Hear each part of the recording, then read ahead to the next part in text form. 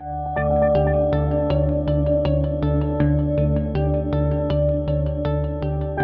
joining us, and welcome to our e-commerce insights webinar, where I'm delighted to say we've ditched the remote webinar setup and we are in a real life studio today. So I feel like we should be sponsored by Huel or something. I'm Duncan Copeland. I'm Client Services Director at Gene, and I'll be the host today. So I'm joined in this amazing studio by John, who's Head of Partnerships at Athos Commerce, by Ozzy, Founder and CEO of Akuva, and our special guest, Catherine, Ecommerce Manager at Numatic International, home of Henry the Vacuum Cleaner, the British icon, Henry the Vacuum Cleaner. So yeah, great to have you here, guys, and thanks ever so much for joining us. No problem. Before we get started, a bit of background, I guess. So the three of us, Gene, Athos and Akuva, teamed up earlier this year for a research piece into e-commerce performance, and we published that as a white paper. That white paper is still available. You can go to gene.co.uk and download that now. But we thought we'd get the gang back together, so to speak, and include Catherine, who was one of the contributors for that report, and dive in a little bit deeper, look at how things have been going this year and look ahead to next year and try and unpick the e-commerce landscape as we head into 2026. We have had some questions submitted in advance, so thank you to everybody who submitted those in advance. We will try and keep ourselves on track and not to go off on too many tangents and save some time for those questions at the end. If you're tuning in live as well, you can submit questions and we'll try and get to those as well as best we can. Cool. So everyone ready to get started? Let's go. Yeah, should we go? Yeah, perfect. So the first thing I wanted to touch on, and one of the bigger topics from the report, was around performance. So our research showed that 38% of businesses said that performance of their websites was their biggest challenge this year. But equally, we also know that investment in that area is a challenge. So that's a bit of a kind of, it's counterintuitive almost. Are businesses rightly cautious, or are we seeing technical debt form in real time when it comes to performance? Catherine, interested on your views on this one to start with. Yeah, I mean, I think a lot of us are in a similar place where you're being asked to do more with less or more with the same, which works out as less. So it's looking for all those efficiencies and even simple things like keeping up with the roadmaps of all your different vendors, because particularly now where everybody is advancing so quickly, I don't want to say the initials this early in the webinar, but everybody is integrating AI, so new features are rolling out all the time. I should have had an AI buzzer. I know. We've gone early. I'm the one who's normally complaining about AI in questions, and yet here I am. But yeah, keeping up with the roadmap, because you never know what vendor that you already have might have a new feature that will work really well for you. And its capacities internally as well. You know, can you roll out the next thing? Can you justify to your senior management why you need this thing to do what? I think there's a lot of sounds good, prove it. Which before you actually do the thing, sometimes it can be a bit hard to prove it. Yeah. So I think it is cautiousness, but I think justifiable cautiousness. Yeah, that makes sense. That makes sense. I mean, performance is that you take the phrase and then apply that through digital commerce, e-commerce, and commerce in general. And there's different aspects that come into the mix. And as Catherine's saying, is vendors are trying to improve their performance and the technology set that sits on top of some of these services that we're offering to consumers. But I then think some of the fundamentals we need to look at. So maybe we should be taking it back a little bit, trying to really define what performance is. And, one aspect of performance could be site speed. One aspect could be, conversion and how you're actually serving your consumers and customers in the end result. So I think it's understanding what we mean by performance. Yeah, and understanding what metrics and what at, guess, right? exactly. Measure what and then, matters. And then baselining the metrics and then giving yourself an opportunity to grow, set targets and mean that there's achievable targets that can prove that ROI. Yeah, and I guess if you're looking at pitching for additional budget, trying to tackle performance or tackle performance debt, I guess it's about understanding those metrics that are going to resonate with the C-suite or with the board or wherever you're going to get that budget. And for some, that might be, core vitals or real user monitoring or whatever, but it also comes into other areas of the business as well, right? Is your customer service struggling? Is your NPS score affected? And what are your returns like? All these kind of things. All the way down to like orchestration of orders, order management, warehouse management. It's everything that touches the entire operation should have a performance metric. Really should. And an understanding of how they affect sort of downstream. Like a bit of unclear messaging on your site 3 days later becomes a real problem for your customer care team. Yeah. And having that wider business understanding, I think, can really help when trying to get buy-in for performance improvement. Yeah. And sometimes, excuse me, just to spend isn't the way forward to improve performance. Yeah. It's understanding the tool sets that are currently you have and what the tool is doing and what the rest of the tools are doing, as well as as that user interface. So don't just spend for the sake of it to get a return. Look at what is existing and make small incremental changes for performance. We'll probably come back to incremental changes a bit later on, but I think one of the things that at Gene, our head of engineering, Luke, always says is you can't change what you can't see, right? So that comes into that. You've got to be measuring the right things. You've got to be understanding what good performance means for your business and be tracking those metrics. And then, as you mentioned, incrementally, you've got to be, it's always on. You can't just, we've updated this on the PDP and therefore our performance is now going to be excellent. But it's always an ongoing. As Catherine says, it affects everything. It's the business functions, it's the units within your organisation. They all combined will impact performance. So as long as you've got a metric and it can be measured, and then you can start actually having some metrics and targets. Yeah, I think one problem also, as Catherine was saying, is, how do you justify the type of work? If you look at it as two type of work, you have revenue work, and then you have hygiene work. Hygiene work cannot be, it's not self-indulgence, it's stewardship. It has to be done. But on the same token, you don't want to have a budget conversation every time to justify hygiene work. So at Akuva, for example, what we do, we're trying to include that as part of our fee. It's all-inclusive, so that we don't have to open up and have those budget conversations in order to do X, Y, Z, because sometimes it's difficult to justify. Yeah. And which also brings to kind of problem solving, because there's something you need to be constantly on top of.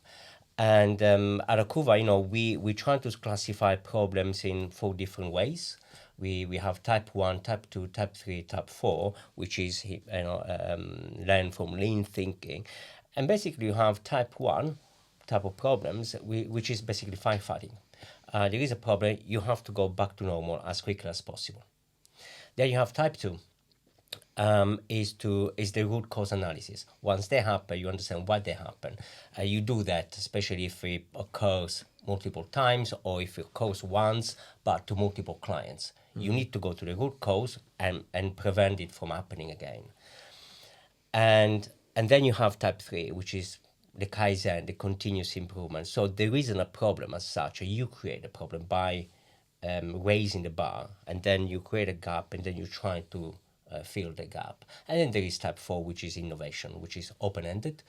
There isn't a target as such, and that's something else. But they're all part of the problem-solving spectrum, for firefighting to innovation.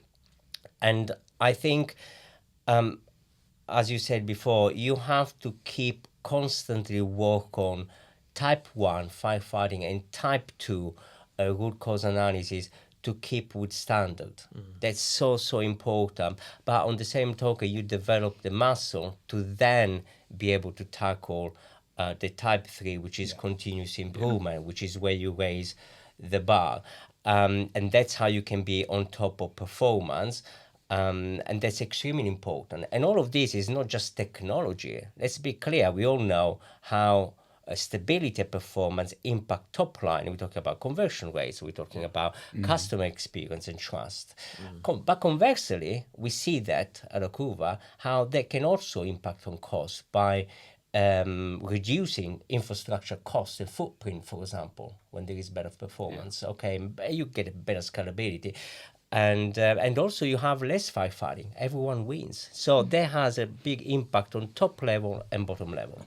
Yeah. And I suppose what you're saying there, Oz, in a nutshell, is that look after the basics. Absolutely. For action point 1 and 2, you take care of the basics, then you lead to innovation can come, and then that could be additional performance improvements. But look after the core.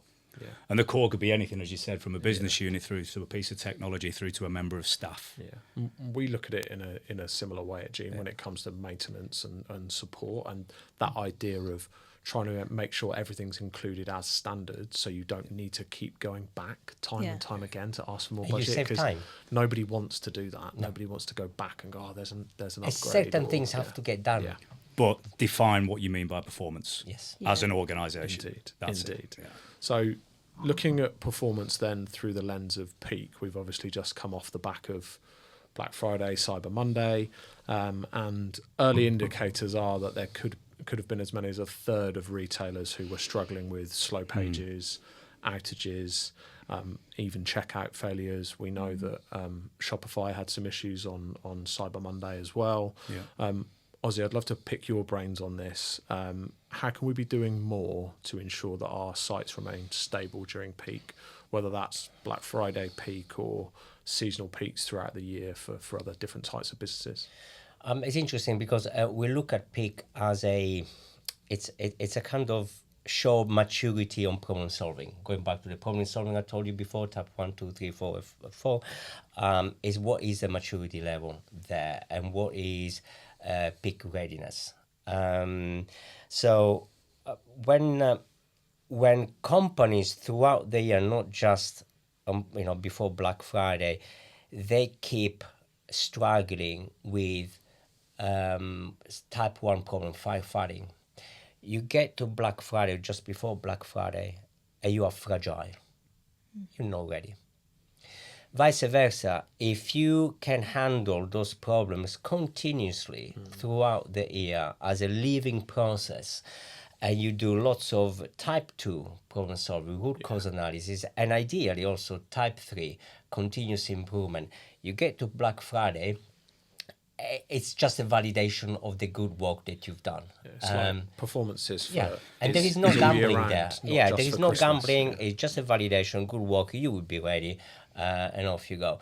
At Akuva, for example, we try to make Black Friday the dullest day of the year, and typically it is. It is, isn't it? Yeah. It is, and it's all down to preparation. Yeah. Obviously, capability, preparation, but that happens throughout the year, not just the month before. So you constantly, going back to what we said before, you constantly have to be on top of those hygiene factors. Yeah. And I think this year, we got to Black Friday and I'm sat at my desk on the Friday, almost vibrating. I should be doing stuff, and I wasn't. I'm like, oh no, this is good. Yeah, we've done everything right. Good performance, good planning. We have that. We bump into people at events and they're like, oh, Black Friday coming up. And we're like, it's just, if you're doing things right all year round. Oz has nailed it all year round. And this goes back to the performance piece. One thing we didn't talk about was the partners, your partners, whether it's agency, whether it's tech partners. Completely. Ensure you've got that relationship through the entirety of the year. Yeah. Have a watertight communication and conversation and relationship, and then you'll be in the best hands. Definitely. Best practice for going into that period. Planning and collaboration is absolutely key. Absolutely. Yeah, definitely. So we could probably do a whole webinar on performance. Shall we? Maybe next time. Depends how many people tune in. Yeah. So I wanted to move us on to another key theme from the research that we did and from the report, and that's transformation. So the research that we did suggested that more and more businesses are prioritising incremental change over larger wholesale changes and what might have previously been, termed digital transformation, which makes sense, I think. But I'd love to get your experience on transformation in different businesses that you've seen out in the wild. And what I'm wondering selfishly is that incremental change just big digital transformation broken up and masked? It's almost like transformation in stealth, I guess. Yeah, it kind of has to be, doesn't it? Because pick your cliche, you know, trying to eat the whale, boil the ocean, all the rest of it. You know, nobody wants to do that big thing. The big thing is scary. Yeah.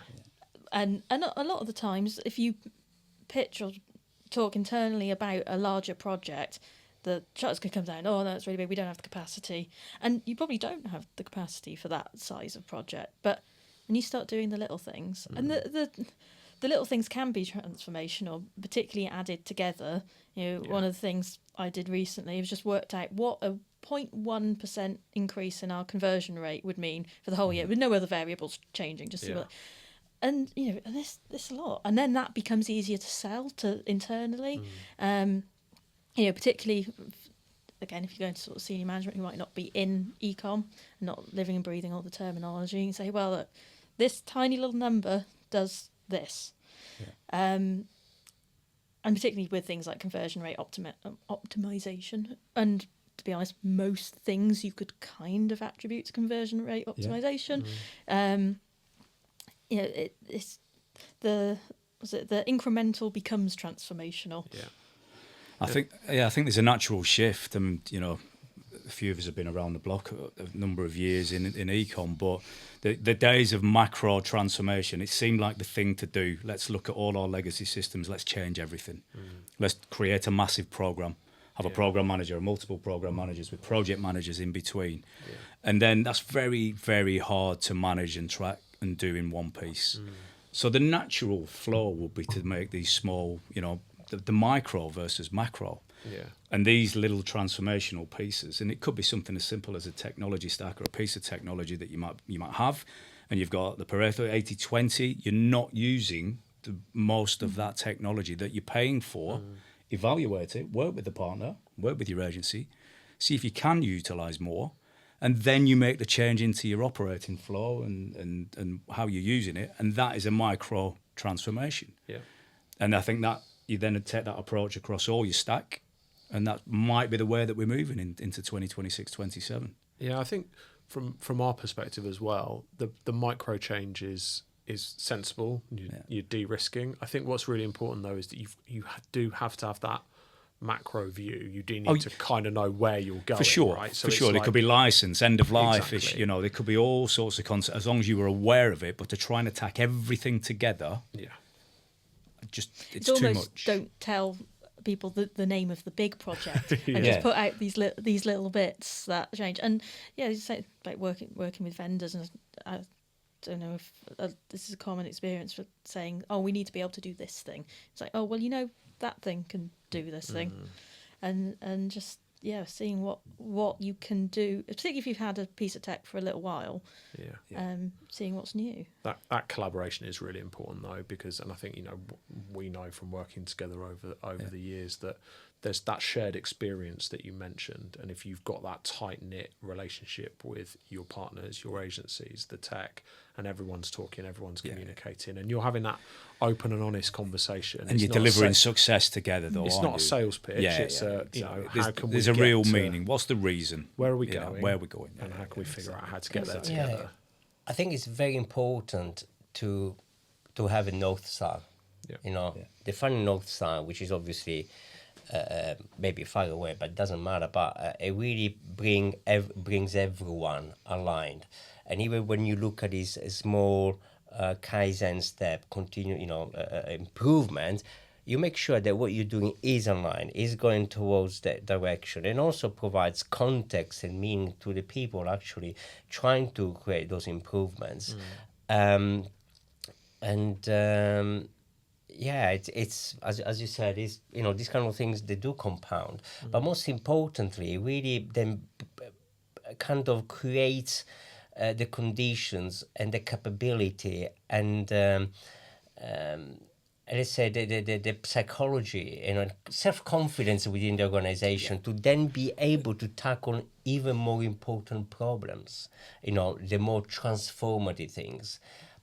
But then you're at that point, you have the capability, you have the right mindset. And it's important to add is that there's an achievability with the micro. You can achieve success. Yeah. It's easy to maintain and manage rather than put it in macro project that we all know. Time slips. You start going into phasing MVPs, phase 3, 4, 5. With the micro, then somebody leaves. It's attainable. Yeah. It is attainable. You're not relying on knowledge. We can target this, hit the target, deliver, move on. Yeah, it's like, it's almost like agile development, right? You're breaking it up into small chunks, and making sure we're doing lots of show and tells. We're keeping everyone in the loop. And very often, what the difference I see is the companies and organizations who are really good at this kind of continuous improvement, incremental changes, and they do that effectively. They tend to own their roadmap. They define and own the roadmap.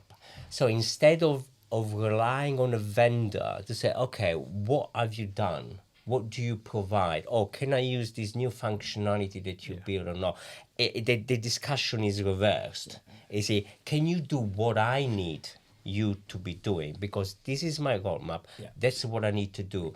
It's a very different conversation, very different mindset. Whereas you don't rely on the vendor roadmap, you create the roadmap, but the vendor has to adapt to what you need. And then speaking as a vendor, that's why it's important to have the truth, honest partnership, relationship, whereby we have a suite of features, not all are appropriate, understand the ones that you need for your requirements and make sure that you're fully enabled and engaged to utilise them. Yeah. That's the basics again. And I guess in transformation, whether it's incremental or large scale, obviously requires investment. Yeah. And sometimes there's that gap, isn't there? And the report showed that gap between ambition, where the business wants to get to, what that North Star is, and perhaps the money that's there to get there. Yeah. What have you guys seen in that area? What normally kind of drives that gap? You've already mentioned, Catherine, internal priorities and perhaps resource, but what do you guys see with that potential gap between the ambition, what the board or the C-suite is setting out, and the reality on the ground of how? I think you've got to be strong enough to you have to break it down, because as I said, going back to like what is achievable, a North Star is great, totally behind it, but how many times does that North Star change or may change over a 12-month, 18-month, 2-year period? If you break this down to achievable, then your investment in the achievable, what you need to do in R&D and development, or additional team members, or in addition, change to technology that you currently subscribe to, is then you can see an ROI when you've made that initial change. Yeah. Baseline it, monitor it, prove it, return, and then you rinse and repeat, and you keep going, and it becomes part of that bigger macro. Yeah. Rather than just one global tag. Yeah, and you can adjust as well. And you can adjust. Because that allows for things like the market changing and, target shifting. And as we know, Catherine mentioned the 2 letters, which we'll come maybe onto at the end, but like the rate of change of this year means that, you have to be able to adapt. So if you're planning 18-month projects, it means that you're a little bit more rigid and it's harder to adapt. So maybe it's that agile mentality. And it can even be a sort of legislative change, different usage, or we're in electrical, so there's different rules that come in and out. We don't usually have good warning on them, but it does change, particularly so if you're running a longer project, then you'd have to have, yes, you should have a North Star that doesn't change, but there are circumstances beyond your control that would mean it has to, and so then it's not being so rigid or dogmatic that you're sticking with this one thing because it was what you said it would be, when that doesn't fit anymore. Yeah, that makes complete sense. Yeah, I also see that where there is stability, confidence follows. So I think the key there is when someone in leadership needs to make an investment, going back to what you were saying, do they see this as a leap of faith, or do you see this as a no-brainer, the irrational thing to do? And if the system upon which you are investing are not stable and not performing well, that becomes a leap of faith. You're not sure about it. Performance. Absolutely. Exactly. That goes back to it. And so it's not just a matter of being brave. No, there is a certain level of self-confidence that is based on fact, on what you have. Stability, and not talk about just stability on the website, about everything, from processes, warehouse, dispatching, logistics, technology, ERP, warehouse, anything. It's their level of confidence. And I've seen the businesses operating on a very mature level, they're absolutely confident. I've seen in one case, one business being 100% affected by the pandemic, i.e. they stopped the business. At that point, they invested, doubled down on a so-called digital transformation because it was very complex. And actually, they provided them with an opportunity to make the change at a time where the business was closed, and therefore the risk element was kind of not there anymore. Yeah. But they had such a level of confidence to do that. And they did it, and at the end of it, it was fantastic. They can do things that they couldn't do, years ago. That's one way of freeing up the internal priorities, isn't it? Yeah. I mean, that's great. It's an extreme, obviously. Yeah. But I was mentioning risk. We haven't covered that, but that is part of it. And the risk factor when you work in smaller components, it's easier to manage and alleviate. And how many businesses have really got the skill set to be truly immersed in change management on a global, bigger macro scale? It's like condense, easier to control. Yeah, this stuff's hard. Yeah, it is. Break it down. Yeah. So there was another standout topic that I think surprised us a little bit, and that was marketplaces and the amount of focus and attention that marketplaces are getting.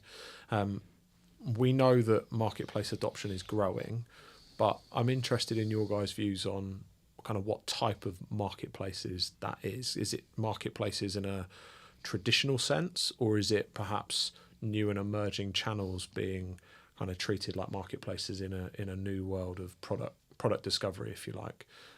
Catherine, I'll come to you first on that one, if that's cool. Yeah, I mean, for us, it doesn't make sense for us as a brand to become a marketplace, but for me, it's almost going back to the super old-fashioned 3-5 Ps, and just place is now marketplaces. It's meeting the customer where they are. We know like a huge percentage of shopping journeys start on Amazon now. All but the biggest brands can avoid being on Amazon. We've got customers that still like to buy on eBay. eBay's a really solid channel for us. You've got more and more people buying on TikTok. There are other marketplaces separating themselves with cashback, and even sort of historic British brands coming back as marketplaces. So, ask your customers where they want to buy. Some of them like the reassurance of having sort of the same mechanisms, the same checkout. Amazon, love it or hate it. You know what you're going to get. You know how you're going to pay. You know the delivery is going to be good. You know it's going to be left on your doorstep in the rain. Depends on your local driver. I got a good local driver. I think it's just trying to make that as easy for yourself internally. So try and pick the highest SLA of all of them, match that across, and just try and make, because it does add complexity. You can't avoid it, but trying to keep things as similar as you possibly can across all the channannels. Where does that complexity come in? Is it data? What is that complexity? You mentioned product discovery in marketplaces, so you're obviously going to set me off in terms of what Athos can do. But I come from a marketplace background. I think marketplace and the connotation around marketplace is changing. I see marketplaces anywhere where you can find a product that is from multiple sources. And you could even spin marketplace into traditional search engines. But I think the rise of agentic, which we might come on to as well, is like, can you say that is becoming a possible marketplace? Yeah. We don't know where it's going to end up with the capability of cross purchase through multiple vendors, through one UI and one experience. But I think that the marketplace is just additional reach.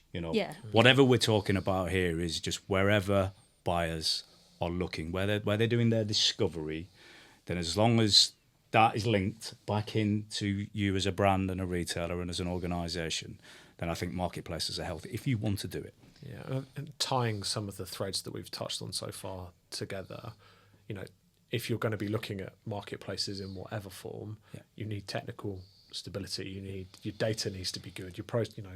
The stuff you were touching on, your processes need to be good. You can't do any of this new Not and only, expansive. but not only that, I mean, even a process level point of view, a marketplace adds complexity.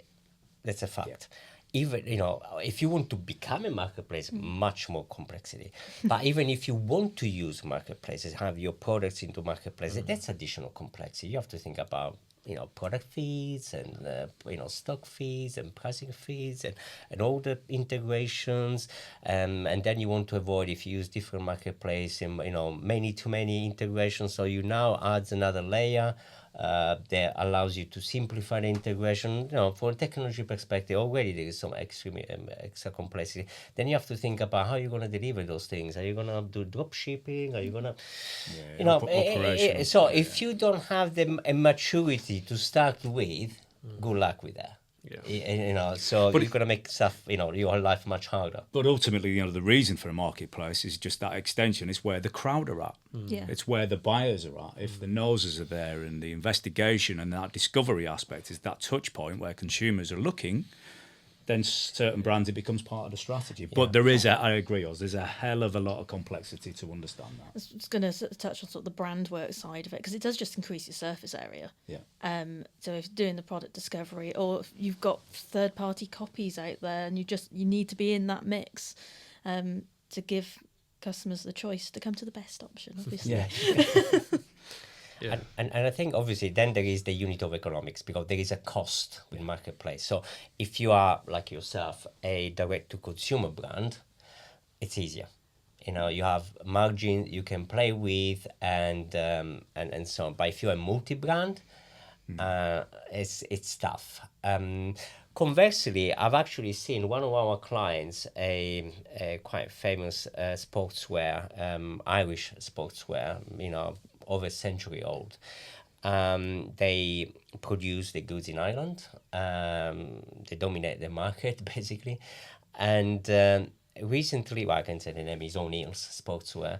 And recently, they, if you go to the website, you can see they start selling Under Armour, ASICS, and other brands. Maybe it's not really, I wouldn't classify as a marketplace as such, but they are opening up. So they're a house of brands rather than a to brand other house. brands, and that's working pretty well for them. So their brand is so strong that actually for them makes sense to then distribute third-party brands. We've had conversations with clients about that, and that the strength of brand is interesting there, right? Because people are coming to you because you're well known. Yes. And it also gives you that opportunity as a brand to test the water a little bit. Like, do I want to go full scale into this over here, or do I want to maybe just introduce a couple of alternative product lines, test the water a little bit, see how it goes? I think there's a lot in marketplaces that you can test, like even with sort of rolling out internationally. It can be a good way to see if there's some demand without having the cost of setting up your own store, and to see what's there. There's a fashion brand that I follow that recently set up their own marketplace, but as a resale of their own stuff, which made it super easy to list products, because they had the product catalogue on there. So you can just say, well, I've got that, I bought it 2 years ago, it's in this condition, done. So that was a really interesting way of doing your own marketplaces, and for fashion, combating things like Vinted. Yeah, I think I can guess who that is. It's a nice technology, that. Yeah. Good luck combating Vinted as well. But trying. Yeah. Cool. We're making really good time. So I can move into some. Carry on. I can move into some of the backup questions. So this one's going to be a little bit more quick fire, I think. Hopefully, if you could fix one thing in e-commerce, one thing that you feel would have the biggest immediate impact, what would it be and why? Our conversion rate that we're happy with, 3% average as an industry. Cool. Okay. Nice. We just need to fix it. Why are we happy with 3%? Like some people are watching this thinking 3%. 3%. If only at 3%. Yeah. And that's that's industry average, and it's just we always used to be about just getting eyeballs onto site, but surely we're here to generate revenue by selling items, and because of that, you want that interaction be one-to-one, convert every time they interact, wherever that touch point is. But then that can be so hard to measure, can't it? Because we're the brand site, we know a certain percentage of people visiting My Henry they want to buy in bricks and mortar, but they come in and doing a bit of research. Fundamentally, they're still buying a Henry somewhere, which is great, but it's so hard to measure. What your I guess your true Your true conversion rate? conversion rate. Yeah. But that then gets into the realm of something else I'd like to fix is data. The fundamentals of data, and there's 3 pillars really around data: is your product data, your customer data, and your brand data. And you bring them all together, and I think they all need replenishing and resurfacing. And the more information you have at a granular level, and again, it's coming to this micro granular level, the more idea you can baseline a performance, and then from that performance, then you have the ability to grow and scale. Can we have GA4? Can we have Universal Analytics back Yes, and not please. GA4? I feel like, Can we fix GA4? Yeah, I just want UA back. I feel like I've lost all my superpowers. Yeah. Catherine, what would be your one fix? Oh, Apart from awkward questions thrown at you on a desperately webinar. trying to think what I said in our prep. on the spot, Yeah. in the spotlight. I think allowing consumers to do more self-serve. I know some people hate it, but doing things in I personally, is my own bias, I guess, prefer to do things in my own time over a weekend. I know when people aren't there. I don't expect all customer service teams to be working at 9 p.m. on a Sunday. So I find that really convenient, and then it does free up your customer care teams to be doing the actual customer care, the more complex work. So yeah, if everybody could have a good chatbot that can answer all your basic questions, set returns yourself, good knowledge bases, and if you could just flick a switch and be able to do that would be great. That would be nice. Yeah. Oz, what about you? I'm gonna make it a little bit. I won't be too specific, sorry.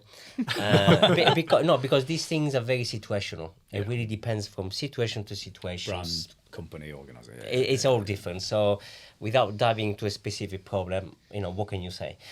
However, going back to what you said is, you have to have some certain level of system thinking in terms of you have to connect the dots. You have to understand. I mean, I see so many people making decisions out of spreadsheets or making decisions through social proof. I've heard this person or my friend, my mate. I mean, some people make decisions in a pub because their mate, after 5 pints, tell them X, Y, Z. Don't know anybody. We are No, fat. never. We are fat. I mean, how can you make these decisions like that? That's insane. So people have to understand that they have to put some work into the decision making. You can't just look at it from one angle with one lens, spreadsheets. As you said, sometimes you have to do things. You need to understand that there is a brand impact. It's just the right thing to do. I know it's difficult to quantify, but so what? The old age. You can't manage what you can't measure. Bullshit, sorry. Sometimes you have to manage stuff that you can't measure. Earlier in the year, I did a talk about quantitative versus qualitative data, and we're saying that, and everybody's going, "Oh no, we're marketing an ecom. We must be about the data. We must be data driven." I'm like, do you know? Sometimes when you get that little survey of one, that gives you that little nugget, and you start with an anecdotal thing one person has said, and then you follow it. Oh, this is a big thing. Right. And then you probably can find some quantitative data about it. But that initial thought can be like a gut feel or something somebody said to you at the pub after 5 pints. But that could lead into it. It's about understanding what you're meant to do with this data. So we did a piece around action. What is actionable analytics? You have the analytics and it's all presented in these beautiful reports and spreadsheets, but you've got to be able to understand this data that's presented in front of you. But what are your end gains? So my first 5-6 years of my professional career was at a research center, biomedical research center. Okay, so it was all, we did all sorts of data analysis for epidemiological studies to the lab. Data was everything I was doing. I was building statistical, mathematical modeling and so on, and then I moved away. It was too boring. You moved to ecom from there. I was just about to tee you up for another webinar, Ross, there. And so data is very powerful, but there are limits. Yeah. You need to understand what the limits are. There is an old, saying, if you want to, if you manage by average, you end up running an average business. Okay, so sometimes the data allows you to create hypotheses, to see patterns and so on, but then, as you say, you have to dig very, very deep to prove or disprove your hypothesis. I think some of it's human behaviour is weird. Totally, yeah. Like, Yeah, Rory Sutherland talks about it a lot. He's done some Yeah. fantastic talks on ignoring your finance director, basically, Yeah. which is dangerous territory to get into. But no, Totally, yeah. But we, sometimes we often second guess. We're second guessing what that consumer is going to be, and then when we look at segmentation, we do segmentation, and again, going to get back to this micro and macro. Yeah. Sometimes we segment in a wider scale, and that's not accurate. Yeah, we've got some clients, and that's the true test, right? Is you can say you're customer first, but actually being customer first is regularly seeking that feedback from customers, even if it's small, or using that data that you're getting, not just in spreadsheets, but what you're hearing on the phones, all those kind of things. Totally. That's the stuff that, whether you're layering them together or whether you're just looking at that as a kind of start for 10 and then really kind of getting into the detail that you said, Catherine. But I'll give you an example. When I used to be CTO of online retailers, what I would do, I would get the technical team and say, go away from this place. Leave in customer service. Leave with the marketing people. Leave in the warehouse. Go and see what's happening in other places. Because only then you can, when we say being in the Gemba, you have to be there, see things with your own eyes, and not just to rely on some reports and so on. That doesn't tell you enough. Yeah. So down with spreadsheets, Oz. Yeah, That's exactly, the takeaway there. Down Cool. with data, Ross. Down with data. Data's No, dead. data's not I the end of the conversation. No, but having said that, data becomes an extremely important, especially in AI. You have to own your data. Absolutely. It's so important. Cool. So, like I said, we're doing well on time. I think what we'll probably do is flick to some of the questions that we've had in advance, and give people a chance. If you're tuned in and you want to ask a question, hopefully those questions are going to appear for us in a minute on a screen we've got here in the studio. So get your questions in, and we'll try and get to some of those in a second if we can. I'm going to start with a platform question. So this was submitted by one of our registrants, who's considering Magento open source and Hoover versus Adobe Cloud, and asked us how would we rate that strategy. So I'll kick us off if that's cool. I think we were chatting about this before when we were prepping, and I think both excellent strategies, and I think a phrase that we use a lot at Gene when we're asked this question, rather than just saying it depends, which is the tempting politician answer, is to say, try and put business before technology. So where are you? What are you trying to achieve? Where are you looking to go in 18 months, 2 years' time, but where do you want to be in 5 years' time? And then try and assess the platform market with that lens. And you mentioned earlier, Oz, following the crowd a little bit. I think there's definitely a lot of that.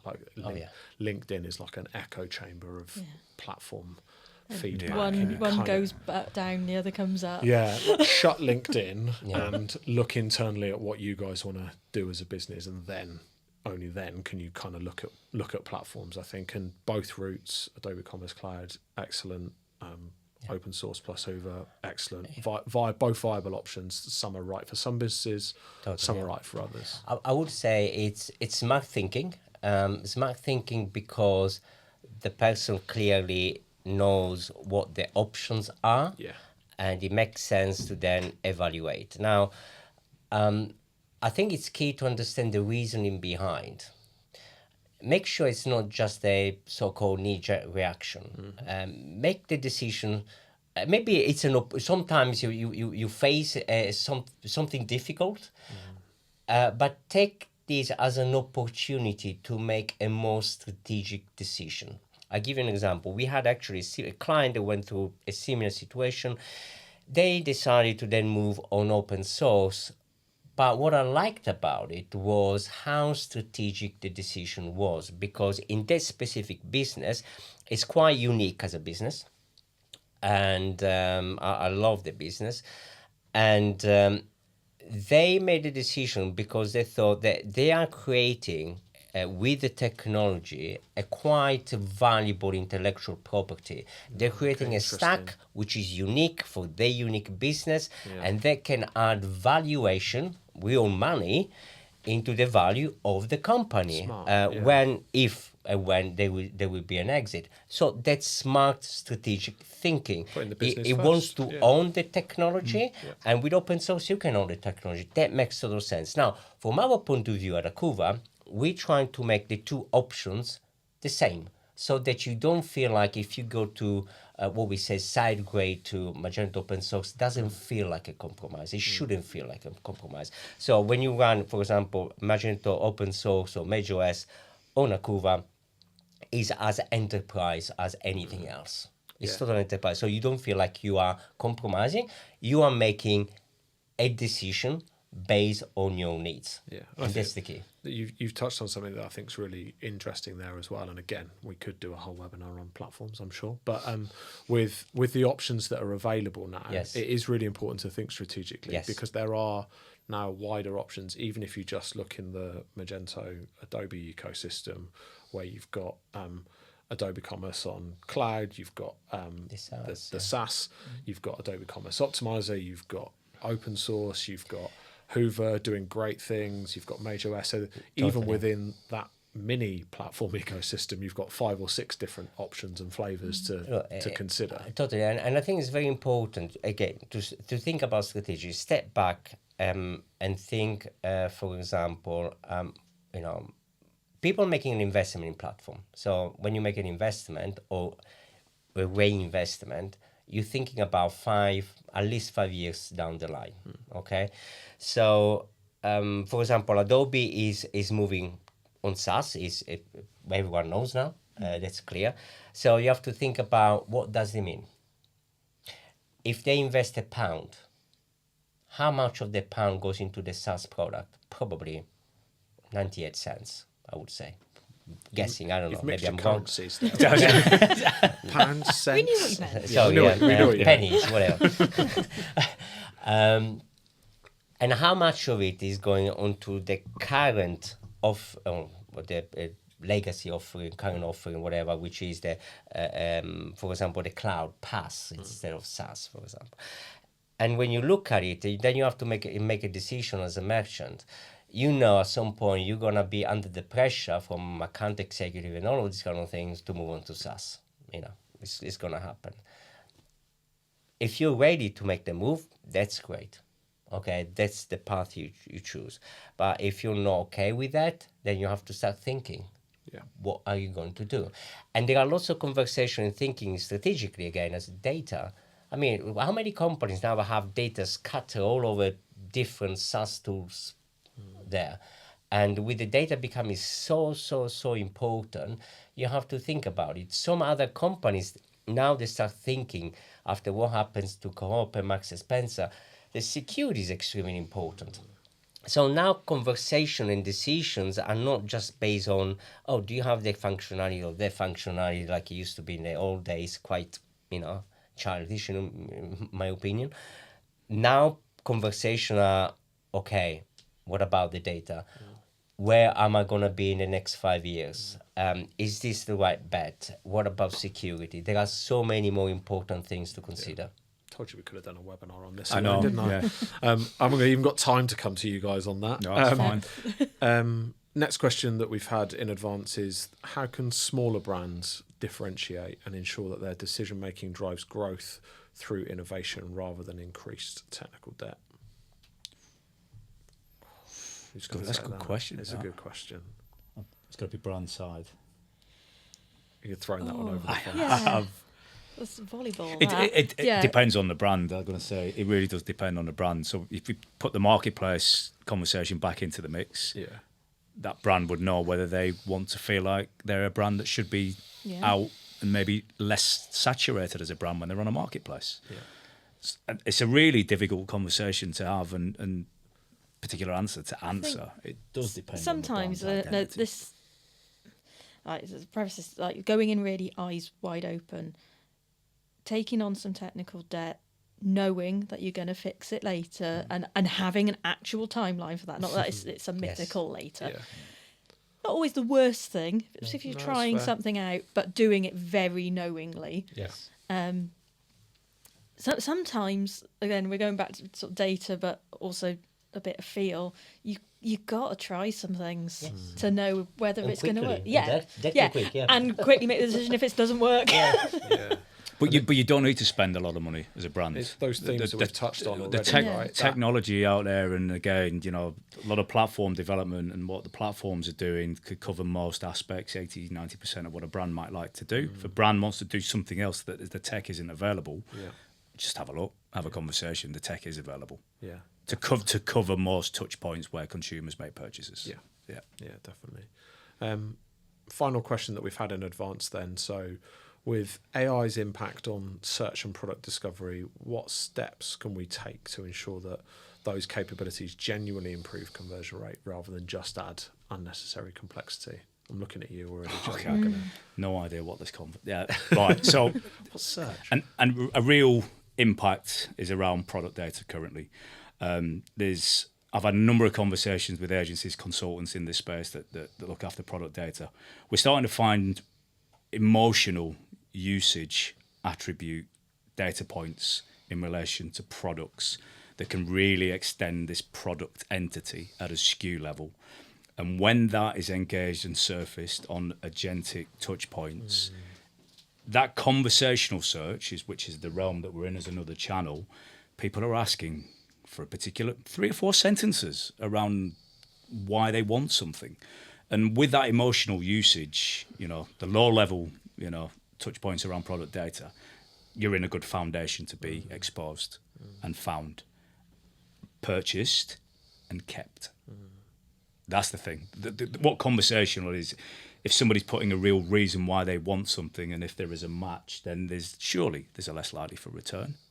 Unless that product doesn't actually match. But you know, that's a really interesting angle. You and I have talked about agentic a lot, right? And looking at it from a search lens as well.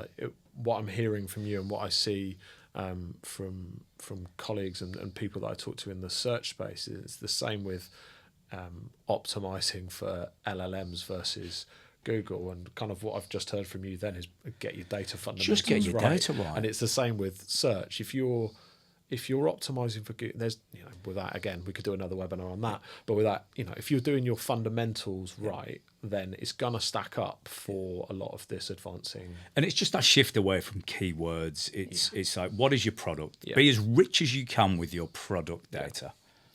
I think it's very important. It has to be able to answer questions within specific context. I'll give you an example. I like running, sprinting on the track. So if I looking for a pair of shoes, spikes, I run, let's say 400, 200 meters, and I have specific needs. So for the training, I do not want carbon plates because otherwise I'm going to injure myself if I do it too often. So I want something which is stiff enough, but not that stiff. I want something that helps me on the bend to keep traction. I want, some cushion because that helps. So you start providing some context. I'm not that young anymore, so I sort of want something that doesn't. I'm smiling. This is the new search. So all of a sudden, if you provide, I've got problem with pronation. Okay. Can you provide some stability shoes? And so all of a sudden, if the product has enough information that can fit my context and answer my specific questions. That for me as a consumer is extremely valuable. I can make a good decision. And take what I was Catherine, what I was just said from his voice.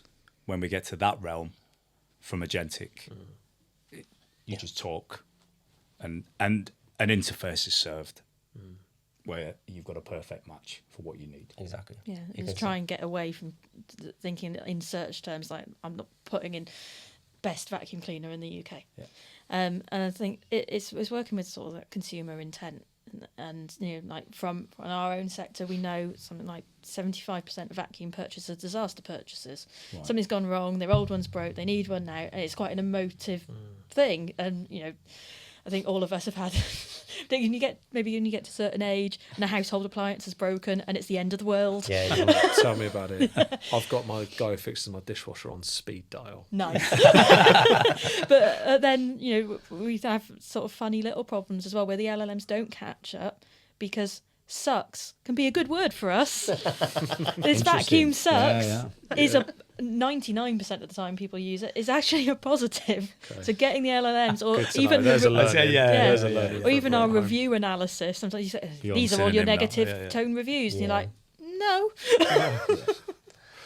Nice. I don't know if we've got any questions that are feeding through. I'm just checking my live feed, if you like. And I think, to be honest, unless any pop up really quickly and they're quick fire, I think the questions that we've had in advance have been excellent and kind of taken us to time. So Brilliant. excellent. I think I'll take that opportunity. Yeah, no further questions, and I'll wrap up. So thank you, guys. It's been really thank you, enjoyable Duncan. conversation. And fantastic to do so in such a nice environment. Thank you, Catherine, for coming along and joining No us, problem. and thank you, Nice day out. thank you to the guys at Athos, Kuva, and of course Jean for pulling all of this together. We will be providing a recording which will be available soon, so you can rewatch if you want, I guess, or share with your colleagues. So thank you very much. Thank you very much for your time, guys, Thanks, and looking forward to catching up soon. Cheers. Cheers.